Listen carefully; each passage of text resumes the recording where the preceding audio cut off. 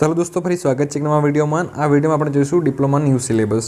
તો જેમ કે 2021-22ની અંદર જે ચેન્જ થયેલો જે જીટીયુનો જે નવો સિલેબસ છે આપણે આજે જોવાના છીએ, અને આ સિલેબસ આપણે ચર્ચા કરીશું સેમ 1 માટે, અને જે C2D જે છે મતલબ જેમને આઈટીઆઈ પછી ડાયરેક્ટલી એમને જે સેકન્ડ યરમાં એટલે કે થર્ડ સેમની અંદર એડમિશન લેશે એમના માટે. ઓકે, તો એમના માટે આપણે સિલેબસ જોઈશું. અને તમે ધારો કે ભાઈ એવું ના હોય કે સેમ 1 માટે જ જે પણ સિલેબસ તમે મતલબ આ જોશો એ તમારા બધા જે સેમેસ્ટરમાં તમે મતલબ જેમાં જે પણ સેમેસ્ટરની અંદર તમે હો એ સેમેસ્ટરના તમે અહીંયાથી આવી અને સિલેબસ છે આ વિડીયો મુજબ તમે ચેક કરી શકો છો.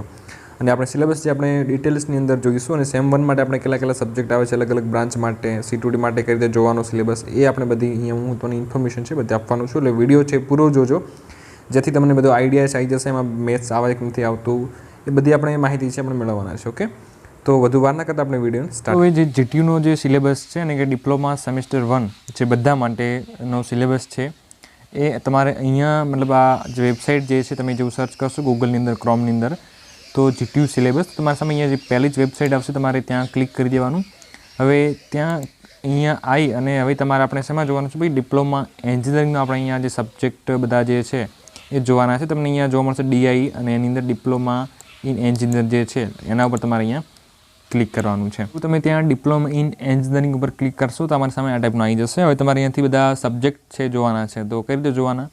તમારે અહીંયા જે પહેલું ઓપ્શન છે ડિપ્લોમા સિલેક્ટ થયેલું હશે, એના પછી સેમની અંદર તમારે ક્લિક કરવાનું, એમાં સેમ 1 ચૂઝ કરી લેવાનું, અને એના પછી એકેડેમિક યર. ઓકે, તો એમાં એકેડેમિક યરની અંદર તમારે શું કરવાનું, 21-22 પસંદ કરવાનું. તમે ભલે હાલ 2022-23માં આવો, પરંતુ જે નવો સિલેબસ જે આવેલો જે છે ચેન્જ થયેલો છે જે ગયા વર્ષે એ તમારો 21-22માં થયેલો છે. તમારે અહીંયાથી 21-22 સિલેક્ટ કરવાનું છે, ભલે તમે હાલ 2022-23ની અંદર હો તો પણ. અને જે લોકો ધારો કે C2Dની અંદર હોય તો એમને અહીંયાથી શું કરવાનું કે સેમ 1 માટેનો અથવા તો સેમ 3 માટેનું જે પણ જે મતલબ સબ્જેક્ટ હોય એ અહીંયાથી 3 માટે સિલેક્ટ કરી લેવાનું, એમને 2022-23 માટેનો કરી દેવાનો, બરાબર છે.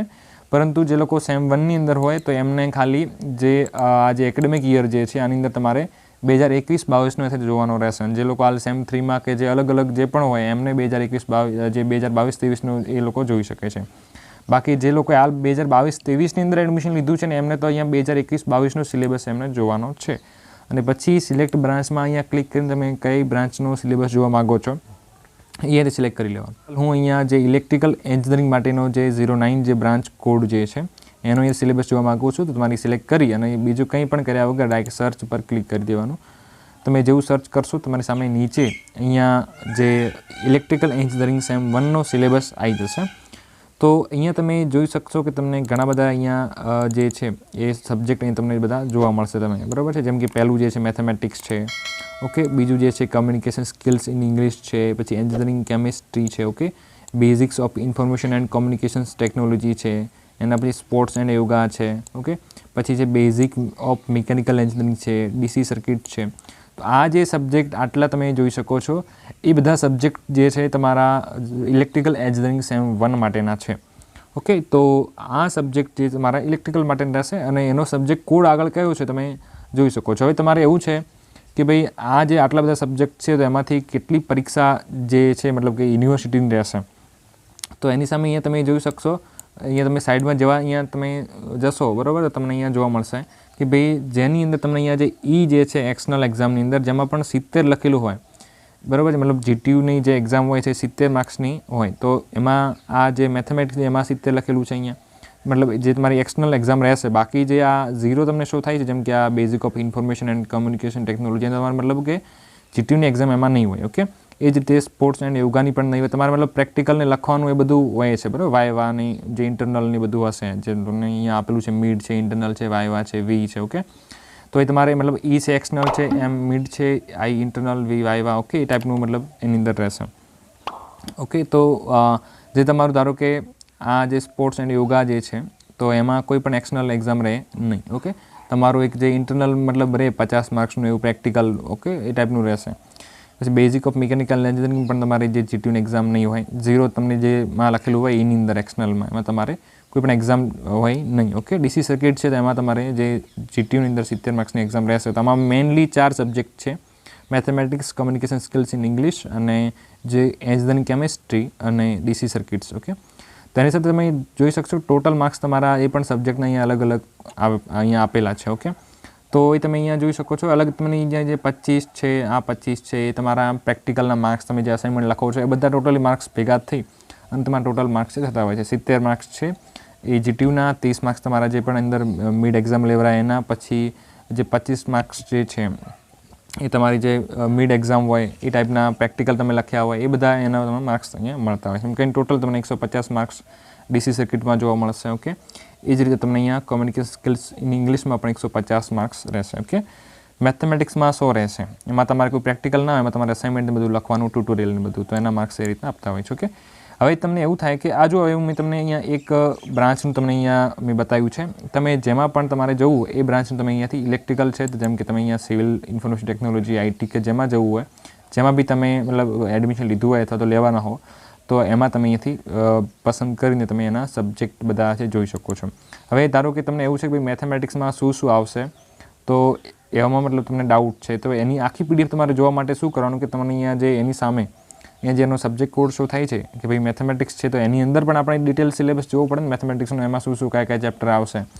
તો એનો જે સિલેબસ જોવું છે તો તમારે અહીંયા જે 43 પછી 4 વખત 0 ને 1 જે શો થાય છે એનો કોડ છે, સબ્જેક્ટ કોડ.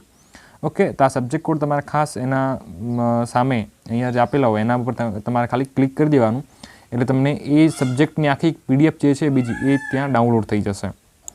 તો જો તમે જેવું એ સબ્જેક્ટ કોડ ઉપર ક્લિક કરો છો, તમે ધારો કે તમે ક્લિક કર્યું છે 43 4 વખત 0 અને 1 ઉપર, એટલે કે મેથેમેટિક્સના સબ્જેક્ટ કોડ ઉપર, તમારે અહીંયા મેથેમેટિક્સનું અહીંયા બધું આવશે. તો જો બધી જે પણ બ્રાન્ચ હશે એમાં કોમન સબ્જેક્ટ મેથેમેટિક્સ જે છે એમ 1ની અંદર બધાને રહેશે. તમે જોઈ શકો છો, ઓટોમોબાઈલ હોય કે કમ્પ્યુટર હોય કે ઇલેક્ટ્રિકલ હોય, મિકેનિકલ હોય, સિવિલ હોય કે મતલબ જે પણ બધી બ્રાન્ચ છે એ બધી બ્રાન્ચની અંદર તમે અહીંયા જોશો, તમને અહીંયા બધાને એની અંદર આ જે મેથેમેટિક્સ છે એ ફર્સ્ટ સેમમાં એમને બધાને કોમન રહેશે. ઓકે, તમે અહીંયા જેવા નીચે આવશો તો એમાં તમારે અહીંયા જે ALTP લખેલ છે, મતલબ જે લેક્ચર, ટ્યુટોરિયલ અને પ્રેક્ટિકલ. ઓકે, તો મતલબ પ્રેક્ટિકલ એમાં હશે નહીં. ઓકે, ખાલી ટ્યુટોરિયલ એક રહેશે અને જે લેક્ચર છે અઠવાડિયામાં તમારે 3 રહેશે. ટોટલ ક્રેડિટ 4 ક્રેડિટનો સબ્જેક્ટ રહેશે. ઓકે, અહીંયા માર્ક્સ પણ અહીંયા આપેલા છે. ઓકે, તો અહીંયા તમે આ જે છે એ તમે અહીંયાથી બધું જોઈ લેવાનું. ઓકે, ભાઈ ટોટલ તમારા 100 માર્ક્સનું પેપર રહેશે, એમાં 70 તમારા જે કોલેજની અંદર જે મિડ એક્ઝામ હોય એના અને એક્સટર્નલની અંદર 70 એના. ઓકે, એ રીતે કરીને તમારા 100 માર્ક્સ એના રહેશે. અને તમે પછી અહીંયા બધા નીચે આવશો, તમને બધા જોવા મળશે એના જે ટોટલી કયા કયામાં યુનિટ આવશે એ પણ તમને જોવા મળશે. ઓકે, અને હવે તમારે અહીંયા નીચે આવવાનું બધા જે ચેપ્ટર જોવા માટે. ઓકે, તો હવે જેમ કે જો તમને અહીંયા બધા જે ચેપ્ટર વાઇઝ તમને અહીંયા બધી માહિતી આપવામાં આવશે કે ભાઈ યુનિટ 1 છે ડિટર્મિનન્ટ એન્ડ ફંક્શન્સ, આ યુનિટ 1 છે. ઓકે, બીજો યુનિટ છે ટ્રિગ્નોમેટ્રી, મતલબ ત્રિકોણમિતિ છે. ત્રીજો જે છે વેક્ટર્સ. ઓકે, ચોથો જે યુનિટ જે છે એ કોઓર્ડિનેટ જીઓમેટ્રી છે.